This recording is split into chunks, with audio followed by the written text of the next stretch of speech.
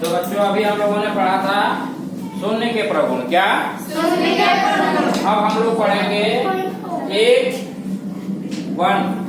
परमेय संख्या के रूप में एक के प्रगुण। क्या? एक गुणा का तत्सम अवयव। कहने का क्या मतलब है, किसी भी पूर्णांक को एक से गुणा करने पर गुणनफल वही पूर्णांक होता है। अभी तक हम लोग शून्य से गुणा कर रहे थे और शून्य जोड़ रहे थे, उसका अलग अलग प्रगुण था। अब यहाँ पर एक है, एक 1, ठीक है ना। अगर कोई पूर्णांक है जैसे -9, उसमें एक से गुणा कर रहे हैं, तो क्या हमारा जो आंसर आ रहा है उस पर कुछ प्रभाव पड़ रहा है? नहीं। हमारा जो ही पूर्णांक है आंसर में भी मेरा वही पूर्णांक आ रहा है। या एक में उस पूर्णांक से गुणा करें, जैसे एक में -9 से गुणा किया है तब भी मेरा आंसर क्या आ रहा है?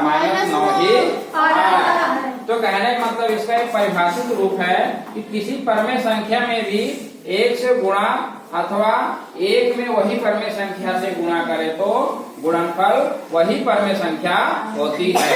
जैसे मान लो कोई परमेय संख्या ले लिया -6/7। क्या ले लिया? 6/7। अगर हम इसमें एक से गुणा कर दें, एक से गुणा कर दिया तो क्या आंसर आएगा मेरा? -6/7 ही आंसर आएगा। समझ गए?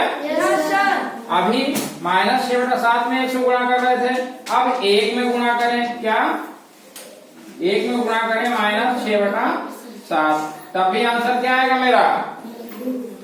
अब एक में हम गुणा कर रहे हैं -6/7, तो आंसर क्या आएगा?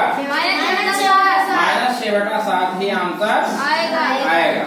तो एक का प्रगुण में क्या है, अगर एक किसी भी पूर्णांक या किसी भी परमेय संख्या में गुणा करने पर हमारा गुणनफल वही परमेय संख्या या वही पूर्णांक ही होता है। समझ गए सभी?